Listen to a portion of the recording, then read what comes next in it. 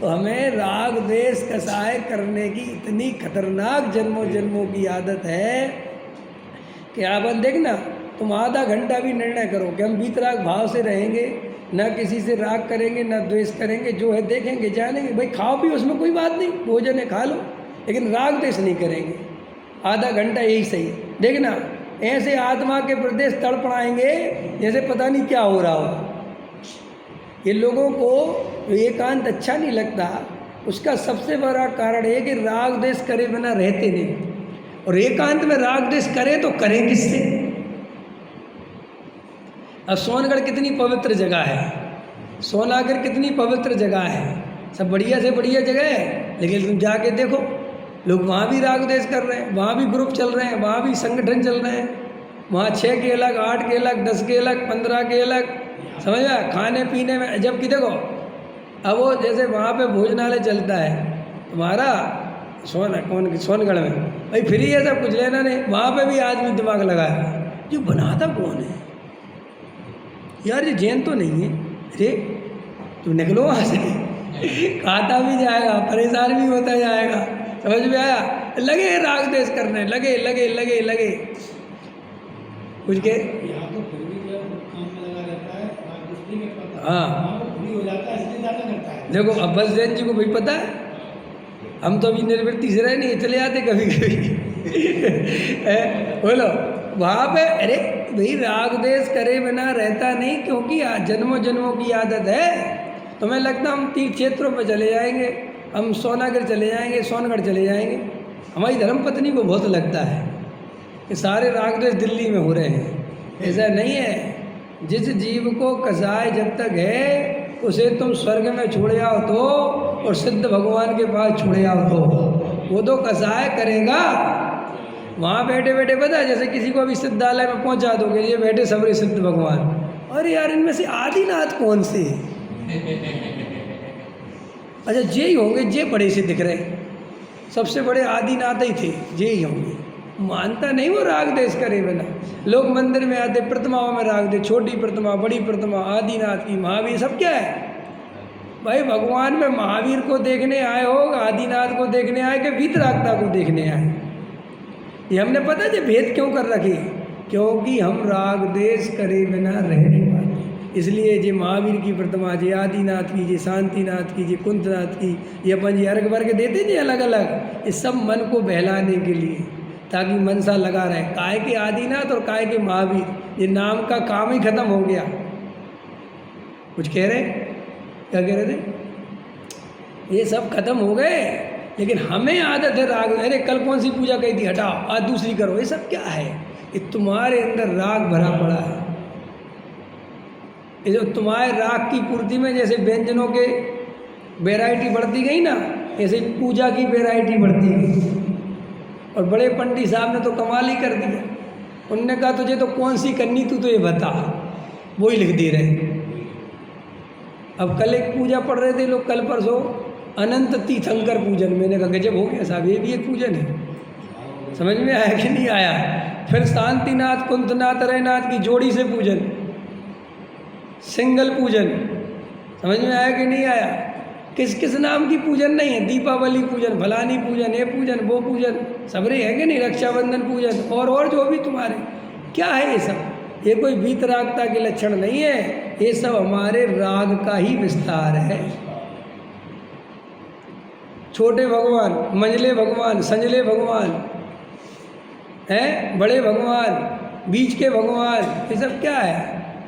एक प्रतिमा विराजमान करो, शांति से वीतराग मुद्रा को देखो।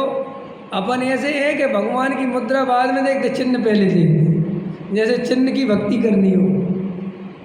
अरे क्या लेना देना कौन से है, तुम तो बढ़िया भगवान की वीतराग मुद्रा देखो, ओहो यही मेरा स्वरूप है। लेकिन अंदर में इतना राग द्वेष करा है कि एकांत में छोड़े आओ, यहाँ रहो।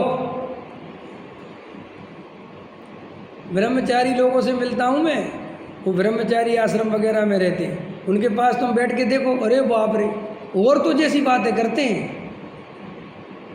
भैया ये वाले ब्रह्मचारी तुम पता नहीं कितना खाते हैं, मतलब तुम उनका खाना ही देखते रहते हो हैं? अरे पता नहीं इनको काजू किशमिश चाहिए। हम तो भाई साहब क्या बताएं, आप क्या, अब देखो आया था काय को और कर क्या रहा है, और वहाँ जाता है। हम तो निर्वृत्ति से रहते हैं, हम तो निर्वृत्ति से रहते हैं, और निर्वृत्ति का ना पता नहीं समाज के सामने, अरे तुम तो दिल्ली में रह रहे हो, हम तो देखो इतने बढ़िया जगह रहते। कुछ नहीं है, हमें सब पता है। इसमें एक हमारे जानने वाले हैं, उनने बहुत हल्ला मचाया निर्वृत्ति का, और अभी उनसे हमारा कुछ दिन पहले जानना हुआ। तो वे जहाँ निर्वृत्ति से रहते हैं वहाँ उनकी महाप्रवृत्ति चालू है, उनने वहाँ पैसा कमाना, प्रॉपर्टी का धंधा चालू कर दिया। मैं कहा यार हद हो गई। अरे बोले यहाँ आया तो यहाँ मैंने देखा यार प्रॉपर्टी में बहुत काम है, लो मैंने कहा ये क्या है, ये क्या करूँ मैं, है क्या कहते हैं वो, अब मुझे कहावत याद नहीं है, जैनी के बारे में बोलते ना, बनिया सबसे जाए पर ऐसे कुछ बोल है, अब कुछ ऐसा नहीं, हेरा फेरी नहीं, चोर चोरी से जाए वो अर्थ नहीं है। बनिया के अर्थ में आता है कि वो कुछ, हाँ ऐसा लगा कि बनिया कभी खाली नहीं बैठता।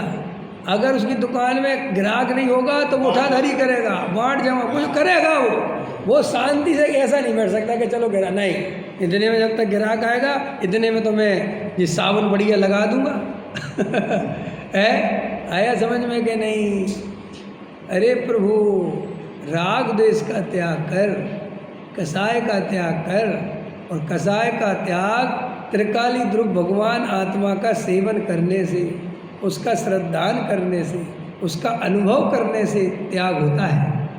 इसलिए ये जो कर्म बंध बंधे हैं और जो उदय में आ रहे हैं, जिससे अपन बहुत परेशान होते हैं, ये किसी दूसरे के द्वारा बांधे नहीं गए हैं, ये स्वयं के द्वारा बांधे गए हैं, और अभी भी मिथ्यात्व के कारण, अज्ञान के कारण अभी भी बांधे जा रहे हैं।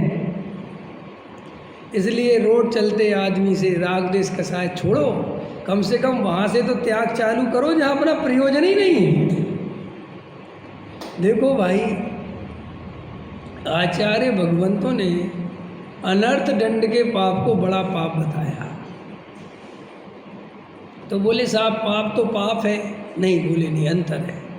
अनर्थ दंड का पाप माने व्यर्थ का पाप। तुम्हें पंखे की जरूरत नहीं, तुम जबरदस्ती एसी चला रहे, बढ़िया अच्छा मौसम है, तुम रजाई ओढ़ के सो रहे और एसी चला रहे, ये सब अनर्थ दंड के पाप है। समझ में आया? तुम्हारा 2 सब्जी में बहुत अच्छा भोजन बन जाता है, बढ़िया 2 सब्जी, 1 सब्जी और दाल हो, बहुत बढ़िया भोजन होता है, लेकिन तुम पुण्य का उदय है तो 36 भोग बनवाते फिर रहे, तुम्हें लगे हो नहीं उन्हीं का। तो आचार्य कहते सब पाप ज़्यादा है। इसलिए जैसे अनर्थ दंड के पाप ज़्यादा बड़े पाप हैं, ऐसे ही व्यर्थ के माय मोह राग द्वेष कसाय बहुत बड़ा पाप है। हमारा क्या लेना देना में इस दुनिया में कितने दिन रहना है भाई, पड़ोसी अच्छा है बुरा है कितने दिन की बात है, क्या कलसना भाई, वो हमारी जाति का नहीं, हमारा उसका सब हिसाब किताब अलग है, कुछ काल का संयोग है। क्यों बंद बांधना कि ऐसा बन जाए कि अगले जन्म में बेटा और पैदा हो जाए, अगले जन्म में भाई और बन जाए। लिखा ना, पूरब भव के बैरी जीव को संयोग में आते हैं। देखो कमट की और पारसनाथ की कितनी दुश्मनी चली, जबकि पारसनाथ ने दुश्मनी करी नहीं, वो कमट ही अपनी तरफ से जबरदस्ती उनके साथ कसाय करता रहा और बंधन करता रहा। और देखो पारसनाथ हमेशा हर भाव में क्षमा करते रहे, तो रिजल्ट क्या आया, वे मोक्ष चले गए और वो संसार में घूम गया। देखो भाई, चाहे हमारे रिश्तेदार हों, चाहे हमारे सहयोग हों, चाहे हमारे आस पड़ोस के लोग हों, भैया व्यर्थ के राग द्वेष तो करो ही मत। अब वो जो कर रहा है वो उसकी जैसी योग्यता है वैसा कर रहा है, नहीं समझ में आया? वो तो भैया अपन को अंदर में निर्णय रखना है कि कोई किसी का करता धरता नहीं है। वो जीव भी बेचारा, उसको गहराई से देखो तो पूर्व कर्म का सताया हुआ है। अब एक आदमी है, गाली बकता रहता है, शराब पीता रहता है, तो उसका समझ में आता है ना कि इसकी कुगति का बंद हो गया है, और कुगति से ही आया है। अब बेचारा क्या करे, नहीं समझ में, ऐसी तो उसकी दशा होगी और तुम उसको देख देख के कलस रहे, तो तुम व्यर्थ में कर्म बंद कर रहे। तो आचार्य कहते हैं कि दया का किंतु न यहाँ विधान, क्योंकि दया करने के लिए कोई अपराधी नहीं है, फिर दया करो, यहाँ सब अपराधी हैं। अपने अपने कर्मों का फल जीव स्वयं भोग रहे हैं, उसके लिए कोई दूसरा जिम्मेदार। तो श्री गुरु समझ में आ गए, क्या कहते हैं कि भाई मैं कौन हूँ, मेरा क्या स्वरूप है। ये शरीर संयोग मन वचन काय, ये जो अंदर राग देश कसा, ये मेरा स्वरूप नहीं है, इनसे भेद ज्ञान करो। इसलिए एकांत में जाने के पहले आत्मा की ऐसी रुचि करो, ऐसी रुचि करो कि एकांत में जाके दुख नहीं लगे, आनंद बढ़े। एकांत दूर से बहुत अच्छा लगता है, क्योंकि आप भीड़ में रहते हो ना, तो आपको एकांत बहुत अच्छा लगता है, लेकिन एकांत आत्मा के भान बिना बहुत दुखदाई है।